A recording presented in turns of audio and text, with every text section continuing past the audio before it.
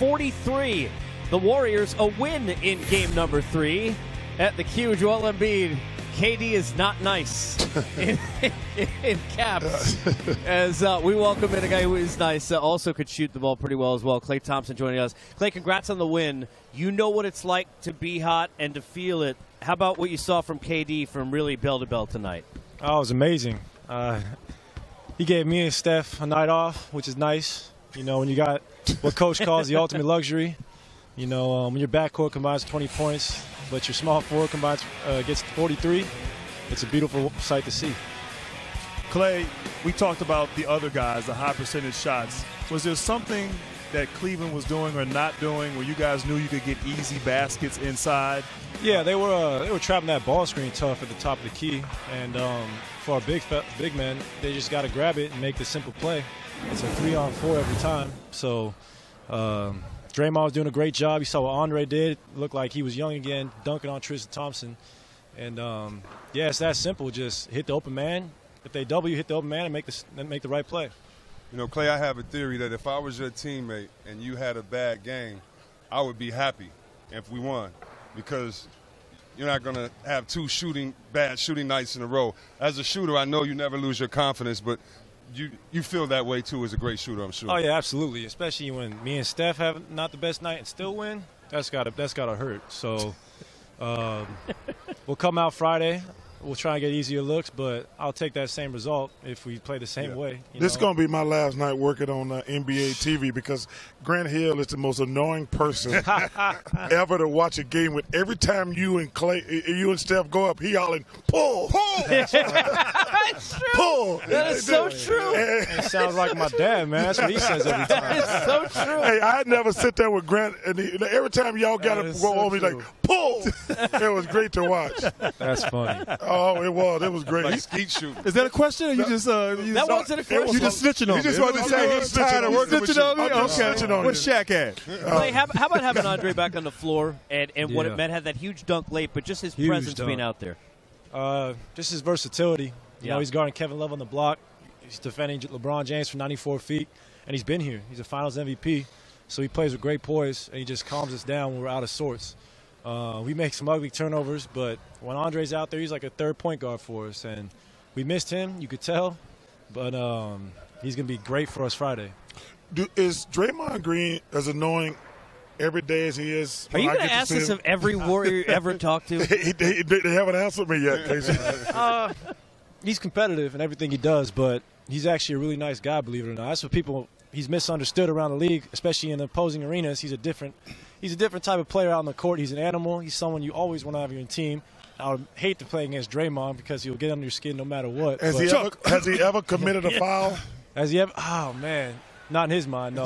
That's what makes him so great. Does he remind you of Chuck? No, not at all. Yeah, a little bit. Chuck is probably a better scorer.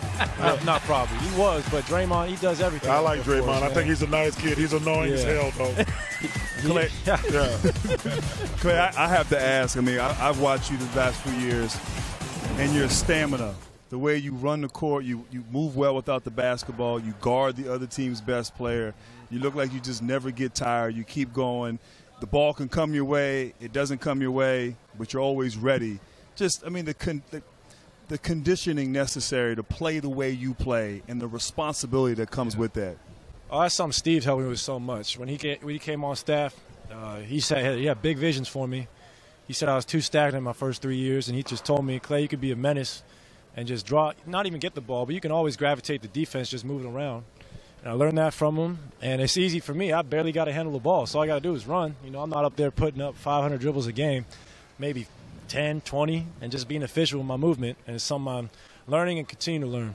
Yeah, well, you have officially passed your dad as the best basketball player in the Thompson family. You agree? Just now? I thought that was years ago. I want to. They want on the way out maybe who wore it better. You look at Klay's shirt and remind us from pregame. Take a look. This is, I don't know if you saw this play. Look at LeBron's pants. Come on, You need the pants to go with your shirt? You could have seen me with those. All right, listen, I never thought I'd say this. Get Chuck some of those. I want to see that short jean shirt again. I want to see the short shorts again instead of looking at that thing right there. Oh, my God. Come on, man. Clay, congrats again, man. Appreciate it. Thanks, fellas. I'll see y'all Friday. All right, we Yes, got sir. more Good coming luck. up on Game Time. We get a chance to hear from Kevin Durant, who is at the podium. All right, man.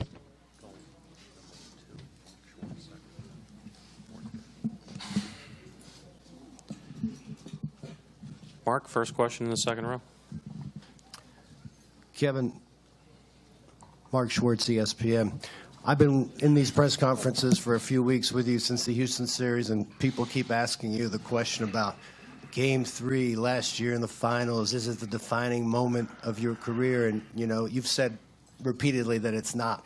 What does it say to all those people who are asking you about last year when you basically repeat the same thing in this situation? And did it feel similar? It's just a different game, different season. I mean, different feel. You know, it's just a different vibe around the team and around just everything's just different. But I'm not done playing basketball yet, so I don't really look at these as defining moments. I don't want to downplay anything, but I don't want to act like this is the end of the road, you know. So just get back to work tomorrow and, you know, figure out a better game plan. I thought we did some things tonight that we need to correct if we want to win the next game. So, I mean, I'm just really just trying to come in and be the best teammate player I can be until, you know, this thing is over. So, you know, I just got to stay locked in. Back right. Kevin, Reed Forgrave with CBSSports.com, right here.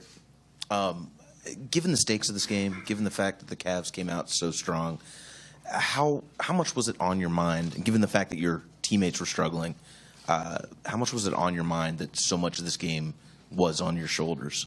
I didn't think about it at all.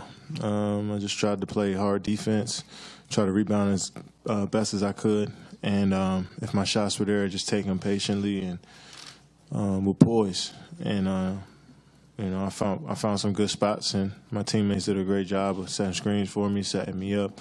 You know, coach did a great job of calling plays for me, and I just tried to come through and be aggressive just to do something. You know, so.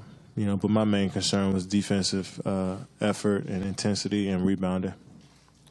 Chris, standing on the left.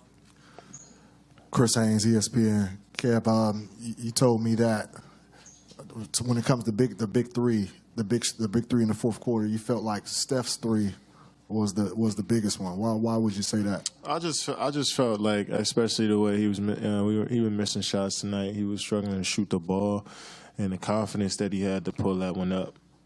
And it's just the momentum of the game kind of just turned in our favor at that point. And I know they hit a three coming back down afterwards, but they took like 3 or 4 shots to get one. So I felt like they were searching for a three, but I think we were just, you know, we stayed poised through it all. We made good plays. Then Andre came down and hit a dunk, and that momentum came down and got a nice dunk. But that momentum started when, you know, we got to stop first, and when Steph came down and took that three, no conscience, no matter how many shots that he missed. So, you know, that's what I love about him. And the starters as a whole were struggling offensively. Did you know during the game that you would have to try to keep this pace up offensively to keep you guys in it? No, I just tried to, you know, each time down, just focus on each possession down. I mean, if we get a good shot down, no matter who takes it, you know, I think we're all cool with that. So I think defensively is what we came to play in the second half. And we're going to need more of that effort, especially for a full 48 if we want to win. And over here in the third row. There's KD, proud mama, and Fuego indeed. What was it, NBA Jam? He's on fire? Was all night long for Kevin Durant. Speaking of which, how about the fact having Andre Iguodala back? I love how Klay said, well, a couple of costly turnovers, but there you go, Chuck. There's Chuck's pants. Oh, my goodness. Come on, man. Tom Jackson, come on, man. Early on, how about this from LeBron? You know what's amazing about that play? How fast his mind works to do that. I mean, you know, like, it's a great play, but his mind had to be so fast to think about even doing that. Because he wasn't trying to show off, No, right? he wasn't. Wasn't an all-star. He's trying to get the buckets, yeah. Man, he can think fast. Lead was 8, 12-4. Not all the moments good. Tough one here for LeBron in the second. Misses, seems to hurt his ankle on this play. Took him a while to get down the other side. What happened here? In case he rolled his right ankle right there, and I was a little worried, as everybody in the building was, but you can see he bounced back for the Cavs. Got to give Kevin Love credit, especially in the first half.